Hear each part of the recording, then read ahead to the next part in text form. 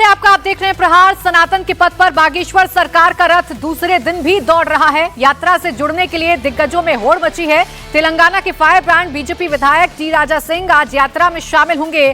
WWE के wrestler the great खली 25 नवंबर को यात्रा से जुड़ेंगे। भजन गायक कन्हैया मित्तल भी यात्रा में शामिल हो रहे हैं। पहले दिन भोजपुरी के स्टार खेसारी लाल ने अपने भजनों से समा बांध दिया था। दूसरे दिन उमड़ी भीड़ को देखकर बागेश्वर सरकार उत्साहित है।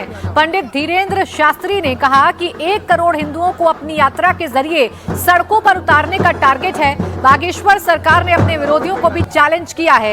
यात्रा के खिलाफ बोलने वालों पर अटैक किया है। 15 मिनट का समय मांगने वाले हिंदुओं की एकता का विरोध कर रहे हैं। राम यात्रा पर पत्थर ना चले।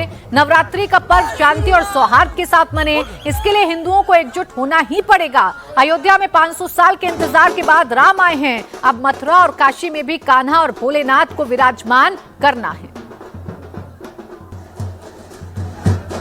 तो ये तस्वीरें आप देख लीजिए। बाबा बागेश्वर ये पदयात्रा निकालने जा रहे हैं और ये पदयात्रा का आज दूसरा दिन है और आज दूसरे दिन इस पदयात्रा में और भीड़ जुट गई है। पूरा इलाका भगवा में नजर आ रहा है। पूरे इलाके में भगवा झंडे नजर आ रहे हैं। साधु संतों के साथ बाबा बागेश्वर कदम ताल करते हुए नजर आ रहे हैं। नेपाल से भी हिंदू समुदाय से जुड़े हुए लोग बाबा बागेश्वर की इस यात्रा में शामिल होने के लिए आए हैं। उद्देश्य जो बाबा बागेश्वर का है वो ये कि सोए हुए हिंदू को जगाना है, हिंदुओं को एक करना है, जात पात से अलग हिंदुओं को एकजुट रखना है।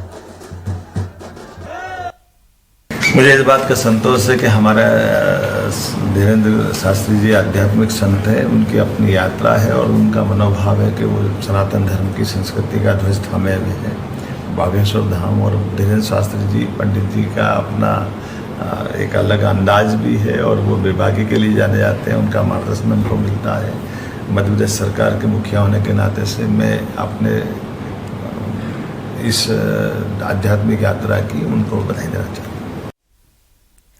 बाबा बागेश्वर के दरबार में राजनीति से लेकर फिल्म जगत तक के दिग्गज हाजिरी लगा रहे हैं। बीजेपी और कांग्रेस के लीडर बागेश्वर धाम की पदयात्रा में शामिल हुए तो भोजपुरी के सुपरस्टार खेसारी लाल यादव ने भी अपनी मौजूदगी दर्ज कराई।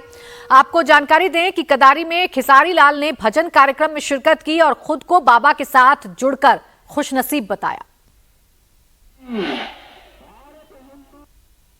खेसारी लाल जी मंच पर आपके हजारों की भीड़ रहती है, लाखों की भीड़ रहती है। बाबा बागेश्वर के मंच पर भी आपने भीड़ देखी है, लेकिन इस बार पहली बार बाबा बागेश्वर जब चल रहे थे सड़कों पर जो भीड़ का रेला देखा, क्या उसे कैसे इंटरप्रेट करेंगे खेसारी लाल यादव? देखिए, वो लोगों के जो बाबा के प्रति श्रद्धा है, वो भाव है, वो दिखता है। और कहीं ना कहीं इनकी जो बातें हैं वो खुद के लिए नहीं होती कभी। इनको खुद को बड़ा नहीं करना है, अपने राष्ट्र को बड़ा करना है, अपने देश को बड़ा करना है, अपने भारत को एक करना है। तो जब संकल्प आपका खुद के लिए नहीं समाज के लिए होता है तो समाज की बातें समझ में तो आती है कि है हमारे लिए है। और इसमें जात पात धर्म कुछ नहीं है। मुझे लगता है कि हम अगर एक रहेंगे तो दुनिया में मुझे नहीं लगता हमें तो कोई तोड़ सकता है। 10 लाठी एक की बोझा होती है, तो 10 लाठी अगर एक साथ हो जाएं तो किसी को तोड़ना उठाना भी कष्टदायक हो जाता है। एक लाठी को कोई भी तोड़ सकता है, एक लाठी को कोई भी हरा सकता है, बट 10 लाठी एक साथ हो जाए तो ना उसको कोई तोड़ सकता है ना ही उठा सकता है। तो एक लाठी की तरह ही और हमारी मजबूती हमारी एकता ही है। अगर हम एकता के साथ रहेंगे तो हमें अपने देश के लोगों से नहीं लड़ना है। हम इस देश के बाहर जो चीजें हैं हमारे प्रति, हमारे देश के प्रति जो गलत चीजें हो रही हैं, हम उससे भी लड़ सकते हैं। आपने सुना होगा पॉलिटिशियंस भी लगातार बात कर रहे हैं बटेंगे तो कटेंगे, या पीएम अब कह रहे हैं एक रहेंगे तो सेफ रहेंगे। ये जात पात से मिलता हुआ चीज? देखिए, मुझे लगता है कि एक समाज के होने के बाद ना, मुझे नहीं लगता है कि जाति मायने रखती है और धर्म मायने रखता है। क्योंकि समाज में अगर आप हैं तो जब आप चलते हैं ना तो किसी के जात धर्म पूछ के किसी गाड़ी में नहीं बैठते, जात धर्म पूछ के हम कहीं मिठाई नहीं खरीदते, जात धर्म पूछ के हम कपड़ा नहीं खरीदते हैं। एकता किस लिए है? अपने देश को बचाने के लिए। ये एकता किसी को बांटने के लिए नहीं है। बाबा का संकल्प शायद दुनिया को ये लगता होगा कि हिंदू राष्ट्र बनाना, नहीं, हिंदू राष्ट्र है, इसको बनाना नहीं है। बट हमें एक होना जो है हमारा, वो एक होना, जो एकता, जो देश के बाहर चीजें हो रही है, हमारे देश में गलत जो चीजें हो रही है, जो देश में गलत कर रहे हैं वो हमारे है ही नहीं, उनको जो भटके हुए हैं उनको रास्ते पे लाने के लिए संकल्प है। मौलाना भी कह रहे हैं कि सांप्रदायिक यात्रा है। आपको ऐसा लगता है या बाबा की इस यात्रा से अफगानिस्तान या पाकिस्तान जैसा देश का माहौल बनने वाला है? नहीं, देखिए, मेरे कहने का मतलब कि विरोध जिस चीज में नहीं है वो काम नहीं है सर। अच्छा। जिस काम में मेहनत नहीं और जिस काम का विरोध नहीं, वो समाज के लिए हित में नहीं है। समाज के हित में जब आप कोई भी काम करिएगा तो विरोध आपका जायज है, क्योंकि हर आदमी सामाजिक नहीं है। लोग जो कुछ नहीं बने वो कुछ बने हैं, उनको खोद के बनना चाहते हैं। कोई जिसके घर में आम का पेड़ नहीं है ना सर, वो दूसरे के घर पे ही ढेला चलाता है, दूसरे के आम के पेड़ पे ही ढेला चलाता है। तो ये दुनिया का दस्तूर है। हमें उस पर विचार ही नहीं करना है कि वो क्या कह रहे हैं, वो क्या कह रहे हैं। हमारी एकता, हमारी जगह, हमारी अपनी पोजीशन, हमारी धर्म, हमारे लोग हमारे अपने हैं। दुनिया क्या कहती है उसके लिए तो उसका काम है, वो दुनिया को सोचने दीजिए जो उसको क्या कहना है। अगर हम उस विषय पे काम करेंगे तो मुझे लगता है कि हम अपने परिवार में भी सेफ नहीं है, क्योंकि हमारे परिवार के लोग भी हमारी सोच से नहीं मिलते। उनका सबका अपना सोचने का तरीका अलग है। तो इसका मतलब हम परिवार छोड़ तो नहीं देते, वो हमारे परिवार के हिस्सा है। जो हमें बुरा बोल रहे हैं वो भी हमारे परिवार के लोग हैं, आज बोल रहे हैं। हम कोशिश करेंगे जो कल से वही लोग, जो संकल्प हमारा है ये उनका हो सके, तो कोशिश। आखिरी बस आपसे ये है कि मैंने गाना सुना आपसे, क्या मधुर आवाज है आपकी, कहने की जरूरत नहीं, लाखों करोड़ों प्रशंसक हैं। बाबा के लिए अगर 2 पंक्तियां आपको सुनाना चाहेंगे। कि दिल से धीरेंद्र, मन से बागेश्वर धाम वाले हैं, हम सत्य सनातन राम वाले हैं, हम सत्य सनातन राम वाले हैं। तो राजनीतिक मनोरंजन जगत के साथ साथ बाबा बागेश्वर की इस यात्रा को संतों का भी पूरा सपोर्ट मिल रहा है। अयोध्या के हनुमानगढ़ी मंदिर के महंत राजूदास भी इस यात्रा में शामिल हुए और कहा कि वक्त आ गया है, अब हिंदुओं को जागना होगा, बागेश्वर सरकार के आह्वान पर घरों से निकलना होगा। धीरेन्द्र जी, अमूमन इस तरीके के दृश्य जब झंडे लहराते हैं, हजारों की भीड़ होती है, पुलिस खड़ी है, सुरक्षा है, ये राजनेताओं की रैली में होता है। पहली बार ऐसा भारत का हिंदू जाग रहा है, ये जागे हुए हिंदुओं का उबाल है। दूसरा, ये लहराते हुए भगवा ध्वज ये बता रहा है कि इस देश में हिंदू एक है, जात पात से हिंदू ऊपर उठ रहा है और हर हाल में हम भारत को भव्य बनाकर हिंदुओं को एक करके ही मानेंगे।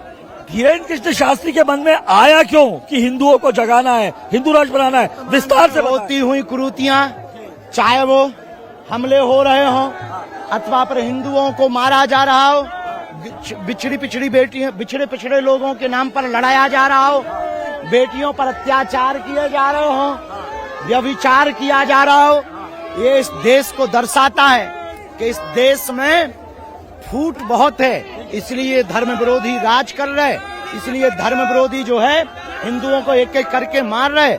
अब हमने प्रण लिया है कि हम हिंदुओं को एक करके मानेंगे, ऐसे पिछड़े पिछड़े लोगों के साथ चलकर ये भारत को भव्य बनाएंगे। लेकिन हिंदू राष्ट्र की, ये तो आपने बता दिया, जात पात दूर करेंगे, साथ में चलना है, हिंदुत्व की भावना जमाना है।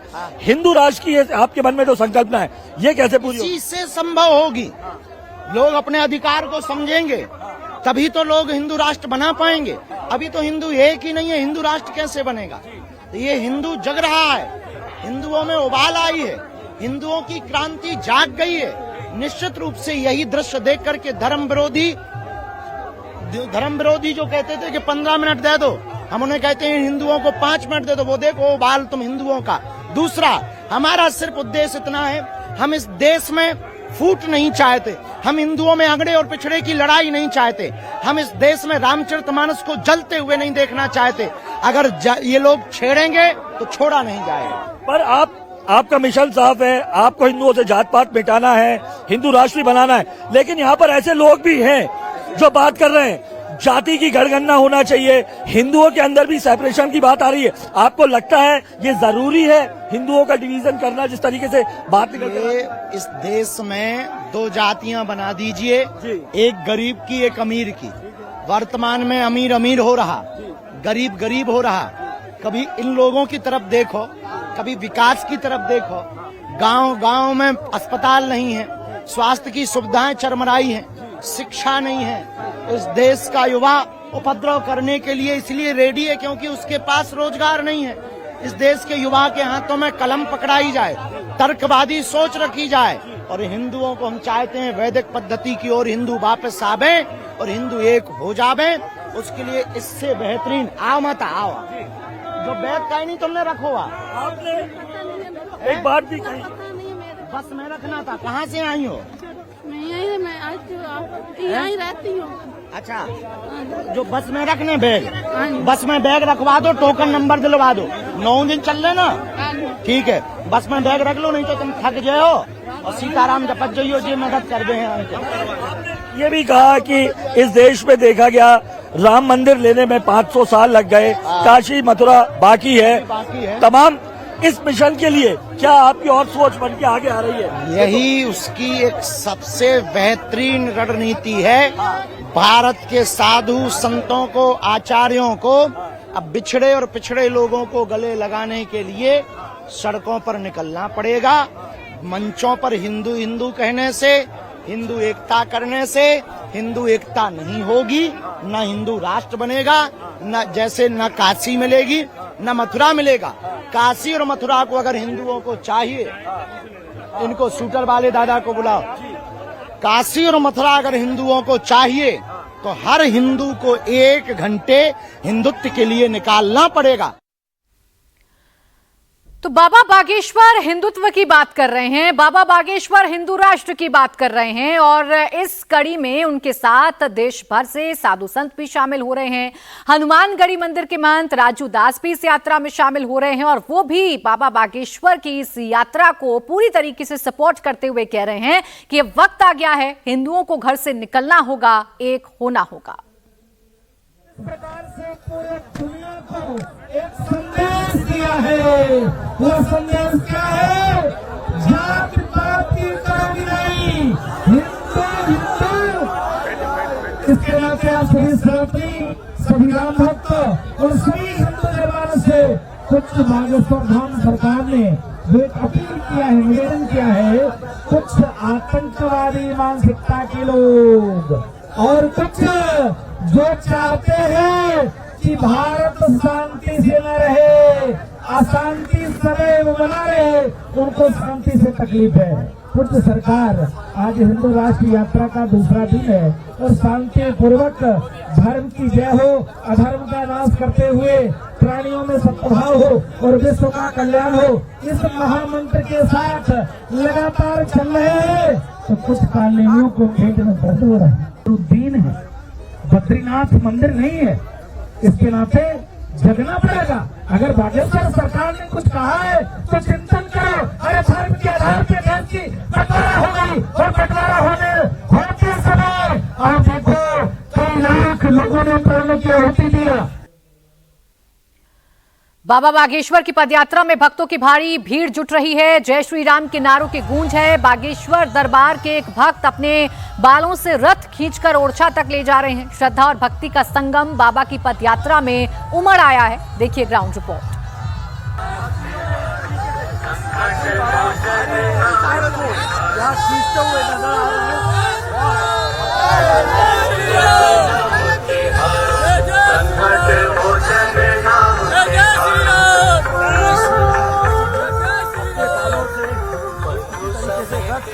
तो बाबा बागेश्वर की इस यात्रा को क्या समर्थन मिल रहा है और इस यात्रा में कितने समर्थित श्रद्धालु हैं, ये तस्वीर देखकर आप अंदाजा लगा सकते हैं। इस यात्रा का आज दूसरा दिन है और 9 दिन तक ये यात्रा यूं ही चलती रहेगी।